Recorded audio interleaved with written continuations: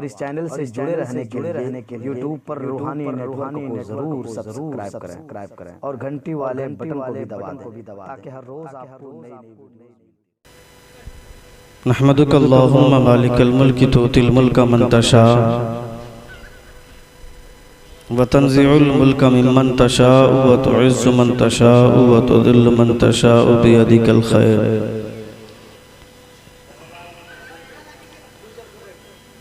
इन्नका अला कुल्लि शैइन क़दीर अम्मा बाद फ़अऊज़ु बिल्लाहि मिनश शैतानिर रजीम बिस्मिल्लाहिर रहमानिर रहीम। कुल्लु नफ्सिन ज़ाइक़तुल मौत आमन्तु बिल्लाहि सदक़ल्लाहुल अज़ीम व सदक़ रसूलुहुन नबियुल अमीनुल मतीनुल करीम व नहनु अला ज़ालिका लमिनश शाहिदीन वश्शाकिरीन वल्हम्दुलिल्लाहि रब्बिल आलमीन। बावाज़ बुलंद दुरूद शरीफ का नजराना पेश करें। अल्लाहुम्मा सल्ली अला सय्यदिना शफ़ीना हबीबिना व नबिय्यिना मौलाना मुहम्मदिन मुबारक वसल्लम सलातन व सलामन अलैका या रसूलल्लाह सल्लल्लाहु तआला अलैहि वसल्लम। नबी और आले नबी पर एक मरतबा और बावाज़ बुलंद दुरूद पाक। अल्लाहुम्मा सल्ली अला सय्यदिना शफ़ीना हबीबिना व नबिय्यिना मौलाना मुहम्मदिन मुबारक वसल्लम सलातन व सलामन अलैका या रसूलल्लाह सल्लल्लाहु तआला अलैहि वसल्लम।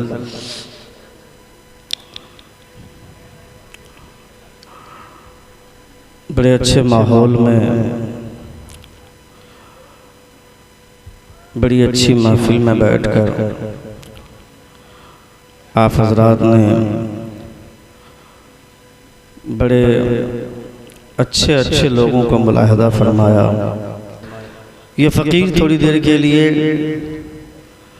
आपकी मोहब्बतों के दरमियान है।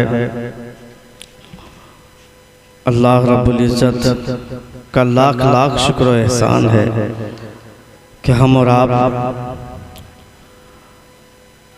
रसूल दी वक़ार सल्लल्लाहु तआला अलैहि वसल्लम के महफिल में हाजिर हैं।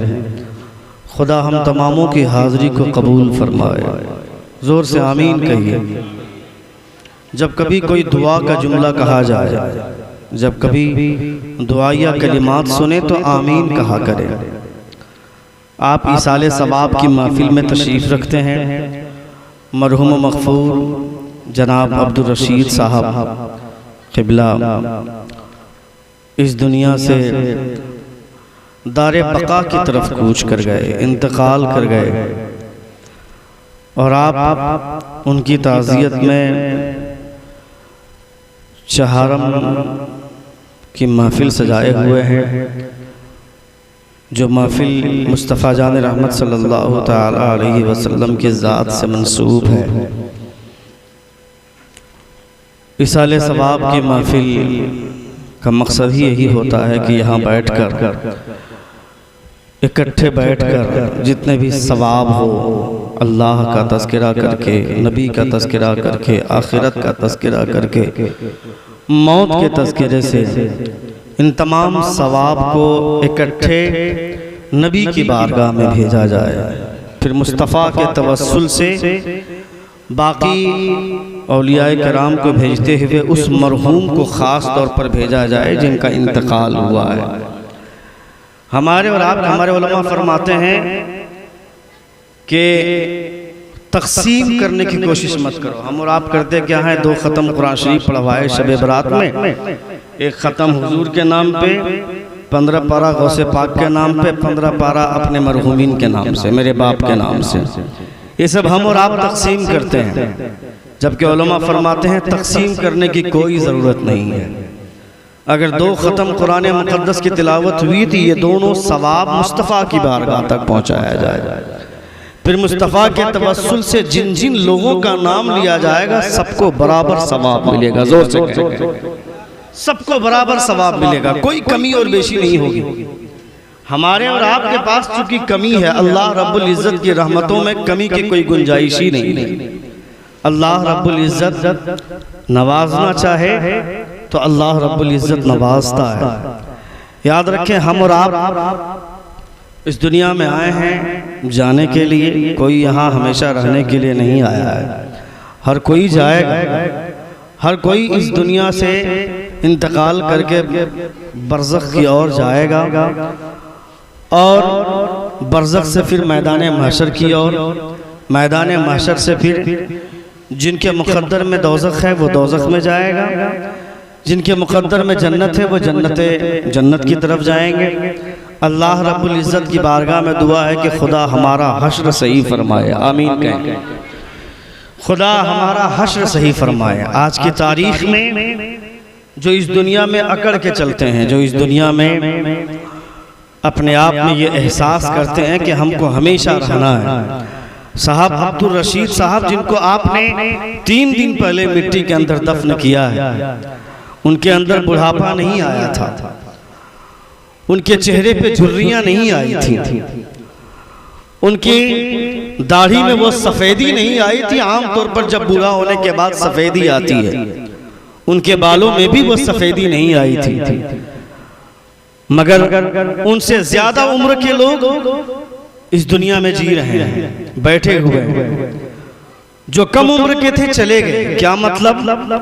जिंदगी और मौत के लिए उम्र मुक़य्यद है, मगर हम और आप नहीं जानते। ये कोई ज़रूरी नहीं कि बुढ़ापा आने के बाद ही आदमी मरेगा, जवानी में इंसान नहीं मरेगा। ये पूरी दुनिया जानती है, ये बोलने की ज़रूरत नहीं है, ये हम और आप जानते हैं। कभी बच्चा मर जाता है, कभी जवान मरता है, कभी बूढ़ा होता है। बुढ़ापा आने के बाद आदमी मौत की तमन्ना करता है, मौत की तमन्ना करता है, चूंकि उन तकलीफ़ों को झेलता है, अपनी तकलीफ़ें बर्दाश्त करता है। उन तकलीफ़ों को झेलने के बाद वो अल्लाह रब्बुल इज़्ज़त से दुआ करता है, मौला हमें मौत दे दे। जबकि इस तरह की दुआएं नहीं करनी चाहिए, इस तरह की दुआएं करने का हुक्म नहीं है।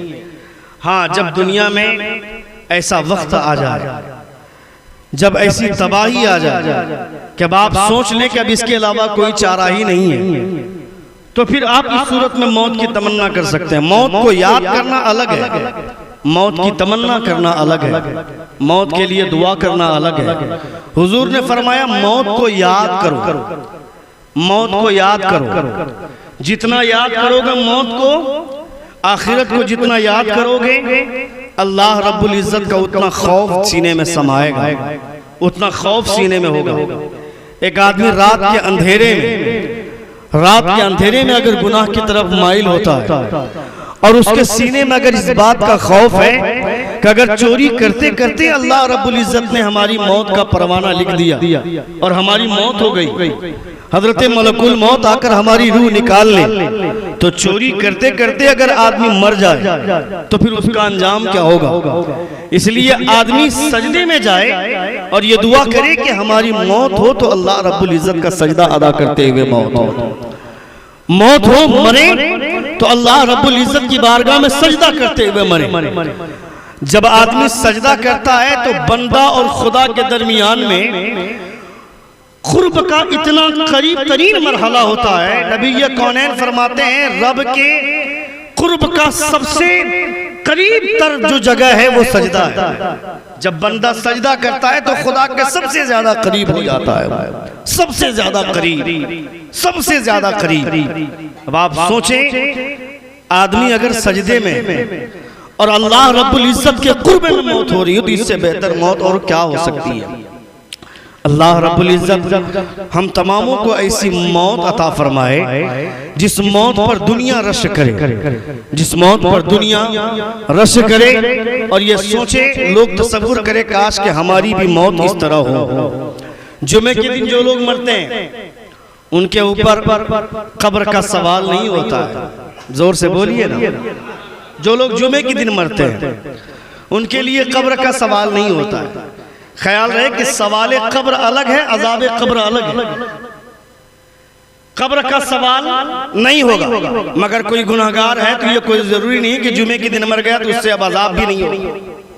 कब्र का अज़ाब अलग चीज है, कब्र का सवाल अलग चीज है। जुमे के दिन मरने वाले से कब्र से सवाल नहीं होगा। अच्छा, ये सवाल सिर्फ उम्मत मोहम्मद से, हाँ नबी की उम्मत से पहले जितने अंबियाए कराम आए उनकी उम्मतियों से ये सवाल नहीं था।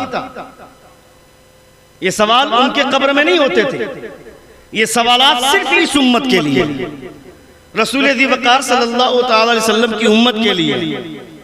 क्योंकि उन नबियों की उम्मतियों के लिए मामला ये था कि या तो नबी को मानते थे या सीधे तौर पर इनकार कर देते थे।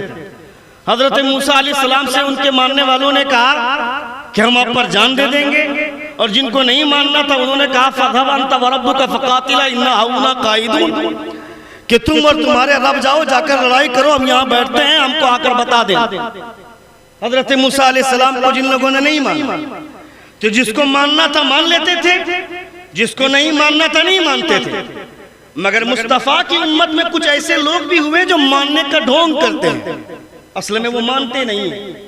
कुछ लोग तो ऐसे हैं जो जानो दिल निछावर करते हैं, और कुछ लोग ऐसे हैं कि आप उनको पहचान नहीं पाएंगे। टोपी सेम है, दाढ़ी सेम है, कपड़े वही हैं, लिबास वही हैं, आपको लगेगा कि ये मुसलमान है, मगर असल में उसकी हकीकत कुछ और है। ऐसे लोगों की पहचान के लिए कब्र के सवाल को खुदा ने इजाद फरमाया। जोर से बोलिए।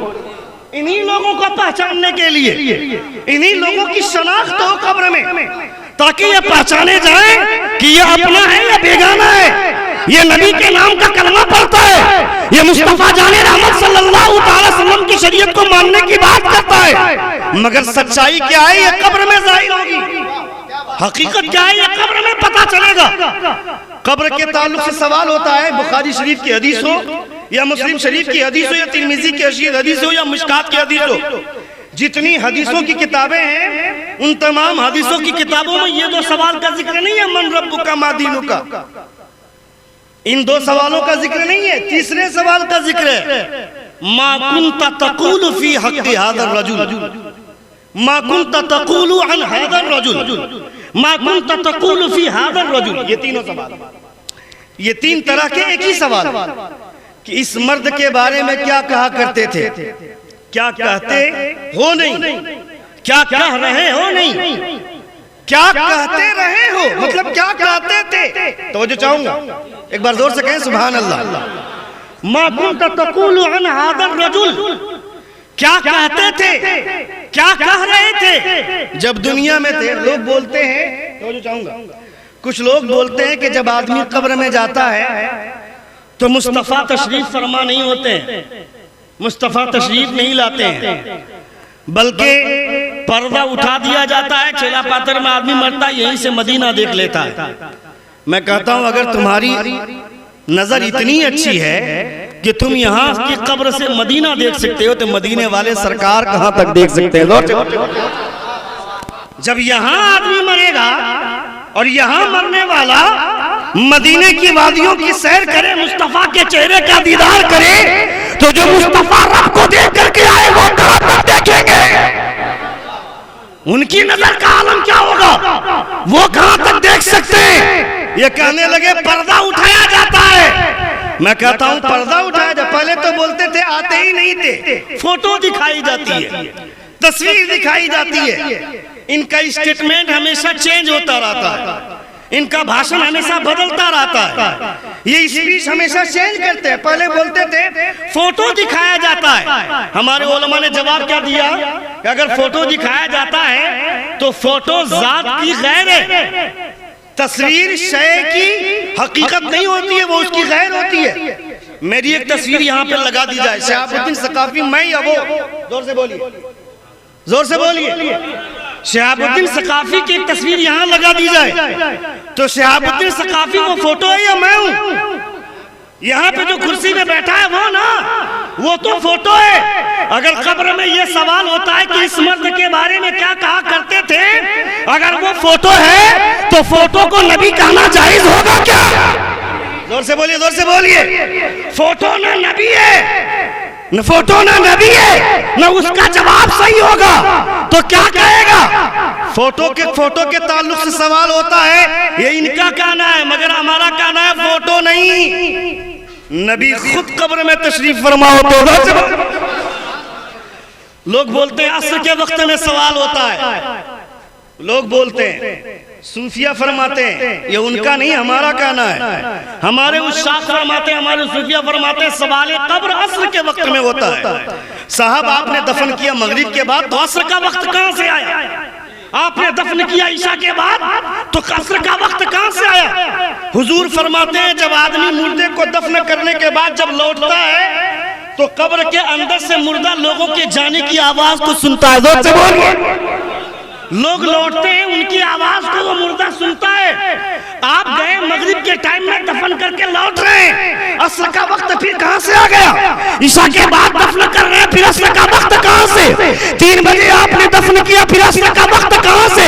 उलमा फरमाते हैं कोई अस्र वगैरह का वक्त नहीं होता। मुस्तफा मदीने से कब्र में तशरीफ लाते हैं, उनके चेहरे से जो रोशनी फूटती है लगता है अस्र का वक्त है। यह अस्र का वक्त नहीं होता है, अस्र के वक्त की तरह रोशनी फूट जाती है मुस्तफा के करम। नबी ये कौनैन तशरीफ फरमा होते हैं, नबी ये कौनैन बजाते खुद तशरीफ फरमा होते हैं। और ये पूछा जाता है, अगर ये कहा जाए कि पर्दा उठाया जाता है तो फिर हाजा का कोई मतलब नहीं है। हाजा इसमें इशारा नजदीक के लिए। अगर नबी मदीने में और यहीं से पर्दा उठाकर पूछा जा रहा है तो दिस दैट का मतलब समझते हैं ना आप लोग? दिस का मतलब ये, दैट का मतलब, दैट का मतलब वो, दिस का मतलब ये, दैट का मतलब वो। दिस नजदीक के लिए, दैट दूर के लिए। हादा इसमें इशारा अरबी में नजदीक के लिए होता है। अगर दूर के लिए कहेगा वो तो उसके लिए जालिका इस्तेमाल होता है। अगर नबी मदीने में है तो फरिश्ते को सवाल यह करना चाहिए था, मा कुंत तक़ूलु फी ज़ालिका रजुल, उस मर्द के बारे में क्या कहा करते थे? हादा के इशारे से समझ में आता है कि सवाल वहां के लिए नहीं, यहाँ के लिए। जोर से बोलिए। मा कुंत तक़ूलु फी हाज़ा रजुल, इस मर्द के बारे में क्या कहा करते थे? नबी कौनैन सल्लल्लाहु तआला अलैहि वसल्लम पर जो कुरान नाजिल हुआ, वो कुरान फरमाता युसब्बितुल्लाहु अल्लज़ीना आमनू बिल क़ौलि साबिति फ़िल हयाति दुनिया व फ़िल आखिरह। अल्लाह रब्बुल इज्जत उसकी जबान में साबित कदमी अता फरमाएगा, उसकी जबान को साबित फरमाएगा उस कौल से जो उसने ईमान की हालत में किया। यानी यहाँ जो मुस्तफ़ा को मुस्तफ़ा की हैसियत से मानता होगा, कब्र में भी कहेगा यही तो है। जोर से बोलिए, यही तो है। इन्हीं के लिए तो हम कहते थे मुस्तफ़ा जान रहमत पे लाखों सलाम। इन्हीं के लिए तो कहते थे या नबी सलाम अलैका। इन्हीं के लिए तो कहते थे काबे के बदरुद्दुजा तुम पे करोड़ों दुरूद। इनके बारे में क्या पूछते हो? हमारी जिंदगी इनके नाम पर कुर्बान है, जिए तो इन्हीं के नाम पर, मरे तो इन्हीं के नाम पर मरे।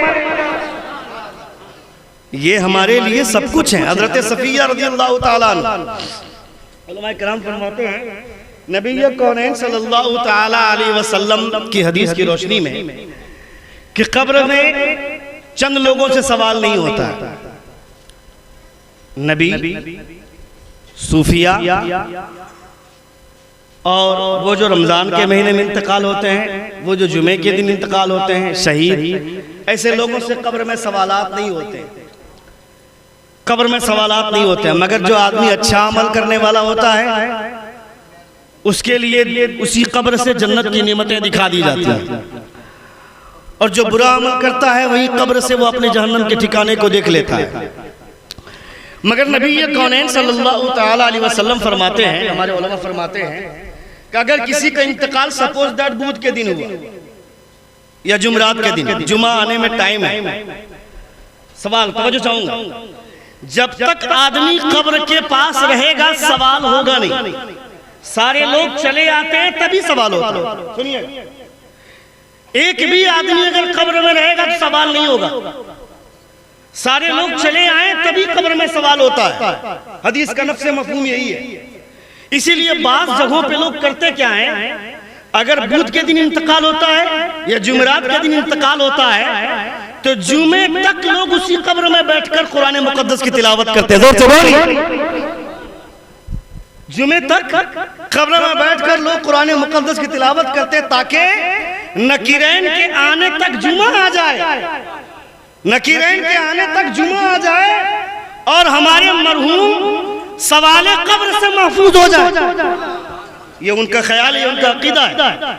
और बाज़ जगहों पे अगर इस तरह की रसूमात हैं तो मैं इसको सही समझता हूँ, मगर रसूल वक़ार सल्लल्लाहु अलैहि वसल्लम फरमाते हैं कब्र में बैठकर लकीनु अमवातकुम, अपने मुर्दों की तलकीन करो, अपने मुर्दों की तलकीन करो। हुजूर फरमाते हैं ये इस हदीस से ये मफहूम होता है कि लोग जब निकलने लगते हैं कब्र से, जब लोग कब्रिस्तान से निकलने लगते हैं 40 कदम लोग वहां से चलते हैं, सवालात करने के लिए नकीरैन तशरीफ ले आते हैं, उनसे सवाल होता है। रसूल वक़ार सल्लल्लाहु अलैहि वसल्लम फरमाते हैं ऐसे वक्त में तुम वहां पे बैठ जाओ, अपने मुर्दों की तलकीन करो, अपने मुर्दों को याद, तलकीन का मतलब याद दिलाओ, याद दिलाओ वो दुनिया में था, उनके लिए क्या अहकामात थे। चूंकि कब्र में आकर 3 सवाल करते हैं, मन रब्बु का, तुम्हारा रब कौन है, मादीनु का, तुम्हारा दीन क्या है, मा कुन्त तक़ूलु अन हाज़ा रजुल, इस मर्द के बारे में क्या कहा करते थे।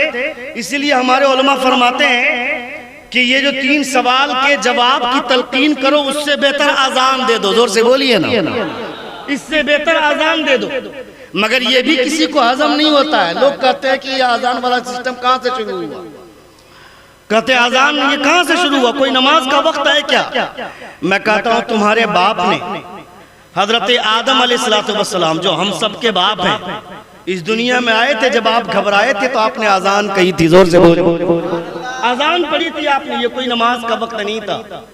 घबराहट की वजह से, परेशान होने की वजह से, अकेले अभी आदमी एक कमरे में तन्हा बंद हो जाए तो वो घबराने लगे, रात की तन्हाई में अकेले पेशाब करने के लिए ना जाए, बीवी को साथ लेकर के जाए, डर लगता है।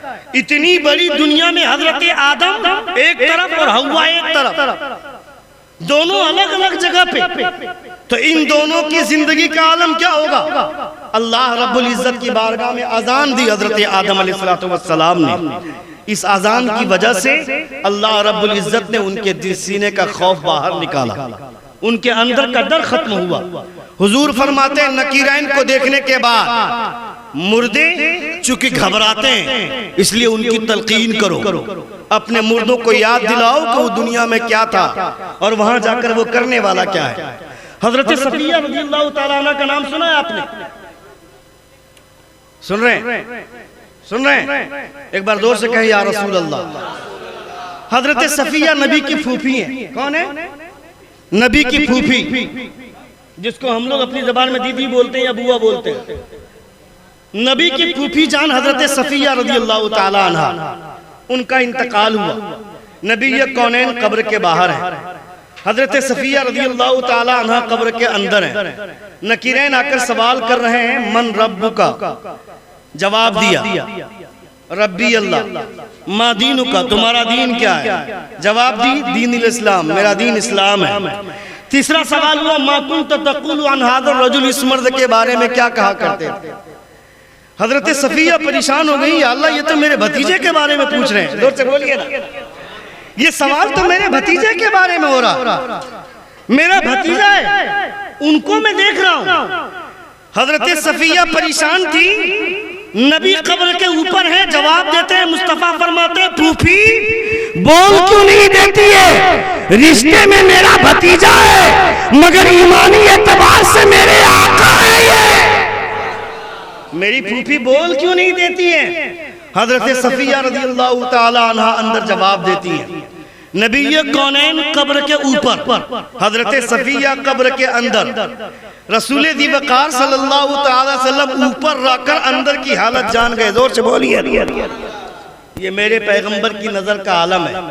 वो लोग जो रसूल वक़ार सल्लल्लाहु अलैहि वसल्लम के हवाले से गलत अकायद और गलत नजरियात रखते हैं, वो कान खोल कर सुने।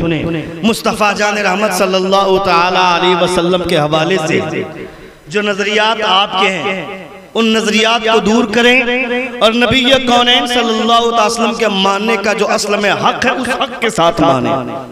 नबी कौनैन सल्लल्लाहु अलैहि वसल्लम की उम्मत से इसी बुनियाद पर ये सवालात रखे गए। वरना किसी दूसरे नबी की उम्मत से ये सवालात कब्र नहीं होते थे, सिर्फ इस उम्मत के ने, इस नबी की उम्मत के लिए, सिर्फ इस उम्मत के लिए, ताकि चूंकि कब्र में आमाल का हिसाब किताब नहीं होता है, कब्र में ईमान का इम्तिहान होता है, कब्र में आमाल का इम्तिहान नहीं, कब्र में सिर्फ ईमान का इम्तिहान है। मैदान महशर जब वाक़ होगा वहां पे एक एक लम्हे का आपको हिसाब किताब देना होगा, वहां पे आपको जवाब देना होगा। वुजूह यौमइदिन नादिरा वुजूह यौमइदिन बासिरा तज़ुन्नु अन युफ़अल बिहा फ़ाक़िरा। अल्लाह रब्बुल इज़्ज़त फरमाता है क़यामत के वक्त में कुछ लोगों के चेहरे बड़े आसूदा होंगे, बहुत शादाब होंगे, कुछ लोगों के चेहरे बहुत अफसुर्दा होंगे, अपने रब की तरफ देख रहे होंगे, कुछ लोगों के चेहरे बहुत अफसुर्दा होंगे। मगर कल्ला इज़ा बलगतित तराक़ी वक़ील मन राक़, अल्लाह रब्बुल इज़्ज़त इरशाद फरमाता है जब जान उनकी हसली तक आ जाती है, जब उसकी हड्डी में अटकने लगती है, तब उसको लगता है कि कोई फूंकने वाला है क्या, कोई दम करने वाले मौलवी को बुलाओ। आदमी परेशान होता है। जब तक सेहत रहती है, जब तक आदमी सेहतमंद है, जब तक आदमी के बाजू में ताकत है, जब तक आदमी जवान है, तब तक उसे एहसास नहीं होता हमको करना क्या है। जब आदमी बुढ़ापे में कदम रखता है, ये जवानी में जब मौत के मंजिल पे करीब होता, जब मौत के करीब जाने लगता है, तब उसे लगता है बुलाओ किसी मौलाना साहब को जो झाड़ फूक करेगा। कल्ला इज़ा बलगतित तराक़ी वक़ील मन राक़, कौन है जो मेरी झाड़ फूक करे, कौन है जो मुझको फूके और मुझको ठीक करे। वज़न्न अन्नहुल फ़िराक़, चूंकि उसको ये गुमान होने लगता है कि अब मेरी जुदाई का वक्त है, अब मेरी जुदाई होने का वक्त आ गया है, अब मैं जुदा होने वाला हूँ। वल्तफ़तिस साक़ु बिस्साक़, उसकी पिंडलियां आपस में मिलने लगती है। वल्तफ़तिस साक़ु बिस्साक़ इला रब्बिका यौमइज़िनिल मसाक़, ये अपने रब की तरफ लौटने वाले हो जाता है, ये अपने रब की तरफ लौटने के करीब हो जाता है। अल्लाह रब्बुल इज़्ज़त इरशाद फरमाता है मौत के वक्त अपने गुनाहों से अफसोस करने का मतलब नहीं है, अफसोस करना है तो मौत के करीब होने से पहले, जब तक सेहत और तंदुरुस्ती है, जब तक जवानी है, जब तक बाजू में ताकत है, उस वक्त अल्लाह रब्बुल इज़्ज़त की बारगाह में तौबा कर। नबी फरमाते हैं मैं हबीबुल्लाह, मैं हबीबुल्लाह, मगर कोई जवानी में तौबा करता है तो वो भी हबीबुल्लाह हो जाया करता है। हबीबुल्लाह मैं हूँ, अना हबीबुल्लाह, मैं अल्लाह का हबीब हूँ।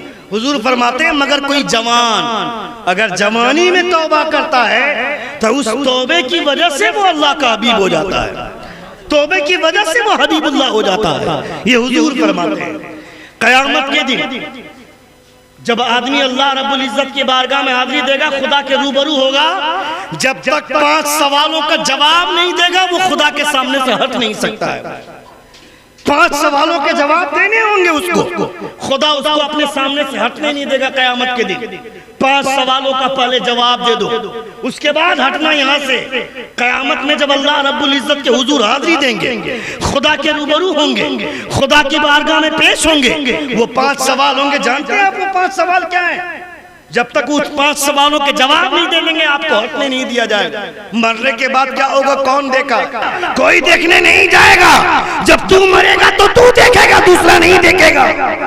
कौन देखने जाएगा वहां पे? जब तू मरेगा तब एहसास होगा तुम्हारे घर वालों को कि 3 दिन का मिलाद शरीफ पढ़वा देते हैं, 4 दिन पे कुरान खानी करवा देते हैं, उसके बाद अपनी दुनिया में लौट जाएंगे। बेटा शराब पिएगा, बेटा जुआ खेलेगा, भाई शराब पिएंगे, भाई जुआ खेलेंगे। कौन इस दुनिया में किसका पूछने वाला है? कोई नहीं। हम जो करेंगे कब्र में वो हम पाएंगे।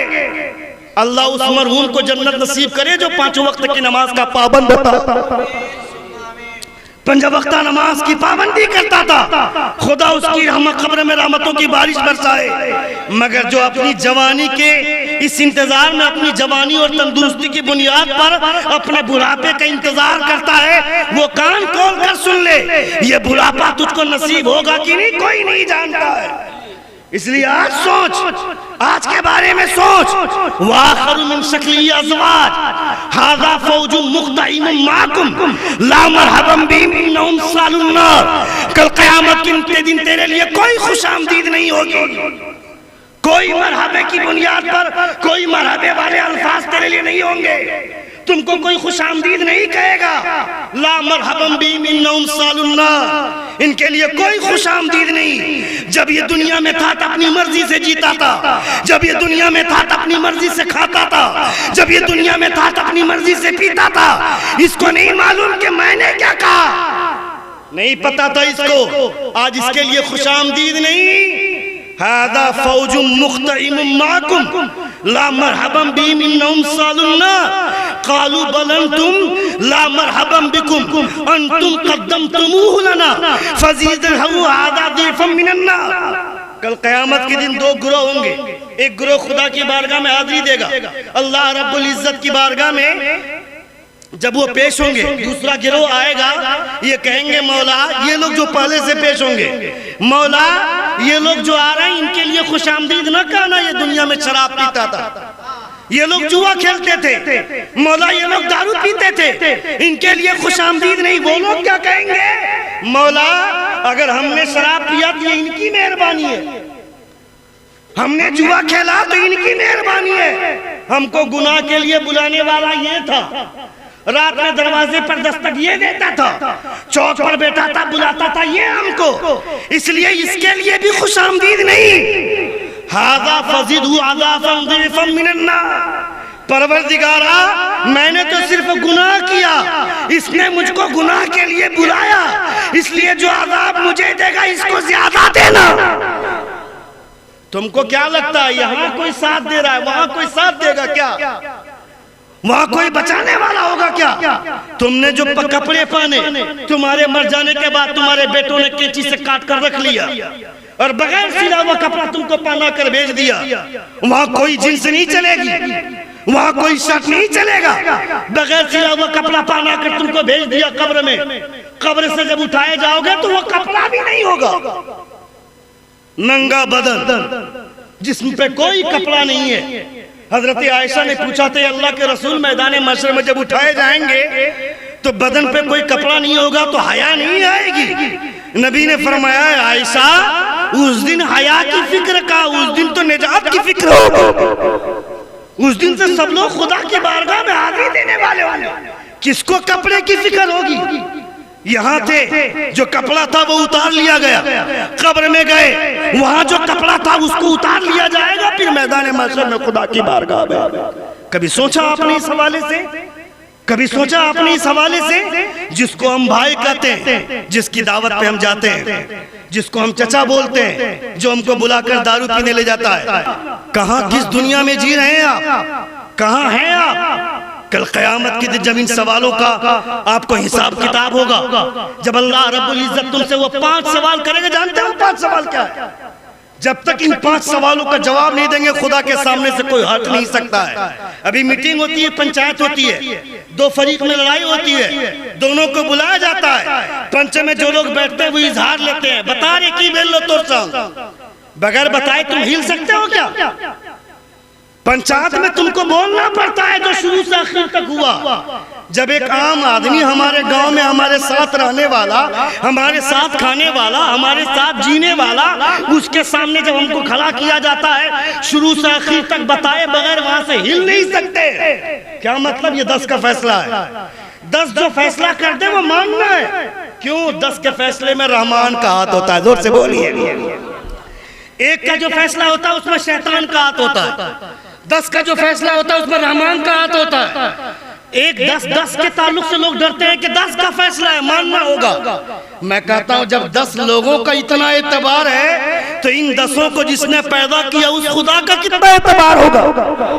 इन 10 को पैदा करने वाला कौन है? मेरा परवरदिगार। जब इन 10 लोगों के सामने खड़े होकर के इजहार देते हैं, जो सवाल होते हैं, जब तक उसका जवाब नहीं देते हम हिल नहीं सकते, तो खुदा के सामने से कौन हिलेगा? खुदा के सामने बगैर जवाब दिए कौन हटेगा? खुदा पूछेगा ये 5 सवाल, ये 5 सवाल, इसकी तफसील नहीं करूंगा, बस सिर्फ 5 सवाल सुन लीजिए। कभी किसी दूसरे मौके से इसकी तफसील करूंगा, मैं इसको डिटेल में बयान करूंगा। अभी सिर्फ ये 5 सवाल सुन लीजिए, उसके बाद मेरी तकरीर खत्म हो जाएगी, क्योंकि वक्त नहीं है और बारिश का मौसम है। 12:19 हो गए। ये 5 सवाल सुन लीजिए। 5 सवाल अल्लाह रब्बुल इज्जत जब तक इन 5 सवालों का जवाब आदमी नहीं दे दे, खुदा की बारगाह से हट नहीं सकता है। सबसे पहला सवाल, जो तुमको मैंने उम्र दिया था उस उम्र को किस तरह सर्फ किए तुम? जो उम्र हमने तुमको अता की थी उस उम्र को कैसे गुजारे? मैंने तुमको बचपन दिया, मैंने तुमको जवानी दी, मैंने तुमको बुढ़ापा दिया, तुमको इतनी लंबी उम्र दिया, इस उम्र का हिसाब दो मुझको। कहां कहां कैसे कैसे गुजारे तुम? कोई जवाब दे सकता है क्या? और उस दिन अगर आप नहीं देंगे तो वहां देखेंगे आप। क्या लगता है ये जो किरामन कातिबीन हमारे दाएं और बाएं तरफ जो फरिश्ते हैं, क्या लगता है ये सिर्फ नेकी और बदी लिखते हैं? क्या लगता है आपको? उस दिन लाइव देखेंगे लोग, पता चलेगा उस दिन। लाइव का मतलब समझते हैं आप? फेसबुक में लाइव चल रहा है, क्या मतलब? वहां जो अभी हो रहा है आप अभी देख रहे हैं। कयामत के दिन लाइव लोग देखेंगे। बंद कमरे में गुनाह किए थे ना, तुमने सोचा कोई नहीं देखने वाला है, मगर कयामत के दिन पूरी दुनिया देखेगी बंद कमरे में तुमने क्या क्या क्या क्या। कयामत के दिन पूरी दुनिया देखेगी, तुम्हारे घर के लोग देखेंगे। यहाँ जो शेख जी बन के घूमते हैं, यहाँ जो शरीफ बन के घूमते हैं पैसों की बुनियाद पर, कयामत के दिन देखेंगे उसका अंजाम क्या होगा। किसने किससे रिश्वत ली, कौन जंगलों में जाकर छिप के जुआ खेला, कौन सुतार के घर में जाकर ताड़ी पिया, कौन किसके साथ बैठा, कयामत के दिन सब लाइव देखेंगे। सिर्फ आपके घर वाले नहीं, पूरी दुनिया देखेगी। क्या अंजाम होगा उस दिन? खुदा पूछेगा तुम्हारी उम्र के बारे में कि तुमने अपनी उम्र कैसे सर्फ की। दूसरा सवाल होगा अन शबाबी फीमा अबतलाओ फीमा अबलाओ।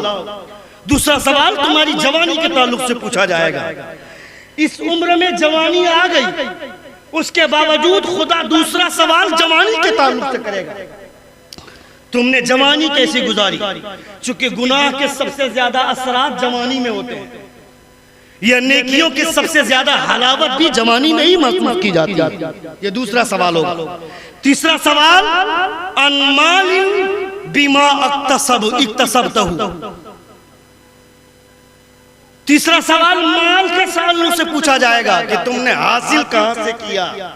एटीएम का माल है, एटीएम बेच के, धोखा दे करके, दूसरे का पैसा अपने अकाउंट में ट्रांसफर करके, किस तरह करके, जुए के अड्डे पे बैठकर, दारू बेचकर, शराब पीकर तुमने माल कमाया कहां से? रिश्वत लेके, हरामकारी करके। ये सब हिसाब देना होगा कयामत के दिन। कहां से तुमने माल कमाया? चौथा सवाल होगा कि उस माल के बारे में फीमा अनफक्तहु, किस चीज में तुमने खर्च किया। ये चौथा सवाल होगा। जब तक इन सवालों के जवाब नहीं दे दोगे कोई माँ का लाल हिल नहीं सकता है वहां से, क्योंकि वो खुदा की बारगाह। चौथा सवाल होगा कि तुमने माल को खर्च कहां किया, कहां से हासिल किया और कहां खर्च किया। सोच लें आप, अगर कोई अपनी बेटी की शादी में गुलछर्रे उड़ाता है, डीजे लाता है, बेटे की शादी में जवाब देना होगा कि तुमने वो पैसे कहां खर्च किए। तुम्हारी बेटी की शादी है तो फजूल में हवा में पैसे उड़ाने की जरूरत नहीं है, उसके लिए भी मुनासिब खर्च किए जाएं। बेटे की शादी हो तो मुनासिब खर्च किया जाए। ये सारे सवाल तुमसे होंगे कयामत के दिन। पांचवा सवाल होगा तुम जो जानते थे उस पर तुमने अमल कितना किया। ये पांचवा सवाल होगा जो तुमने सीखा। अगर कोई कयामत के दिन कहेगा हम नहीं जानते थे, तो खुदा सबसे पहले उसी की टोकाई करवाएगा फरिश्तों को लगाकर। क्यों नहीं जानते थे? कमी थी क्या? आज जो आसानी के साथ बोलते हैं बेगना हम तबल नए होते पढ़ा लिखल, नाती हम नया जाना ये वो पढ़ा लिखल हमने नए नहीं किए। जो ये सब बोलेगा पहले उसी की ठोकाई होगी। नहीं क्यों जानते थे? सिखाने वालों की कमी थी क्या? सिखाने वाले लोग नहीं थे क्या? आज तक किसी ने 5 आदमी या 4 आदमी बैठ करके पूछने की कोशिश किया कि मौलाना साहब कैसे होगा, ऐसा करते ऐसा होगा, ऐसा कैसे चलेगा। गमछी पहन के चलने वाला, जंगिया पहन कर घूमने वाला, चौक और चौराहे पे देखते चापाकल में बैठ करके जंगिया पहन के नहाता है। ये बेशरम लोग, बेगैरत लोग, इनको नहीं पता कि जांग दिखाना ये हराम है, ये सत्र में शामिल है। नौजवानों को हम देखते हैं, वक्त होता तो इस पर मुकम्मल तौर पर गुफ्तगू की जाती। अल्लाह रब्बुल इज्जत हम तमामों को इन तमाम बातों पर अमल पैराई की तौफीक अता फरमाए। हमारे बोलने में या आपके सुनने में कोई गलती हुई हो, सभी हज़रात हमारे साथ मिलकर बार-बार बुलंद तौबा इस्तग़फ़ार पढ़ें। अस्तग़फ़िरुल्लाह रब्बी मिन कुल्लि ज़ंबिन व अतूबु इलैह। जोर से कलमे शहादत पढ़िए, अशहदु अल्ला इलाहा इल्लल्लाहु व अशहदु अन्ना मुहम्मदन अब्दुहु व रसूलुहु।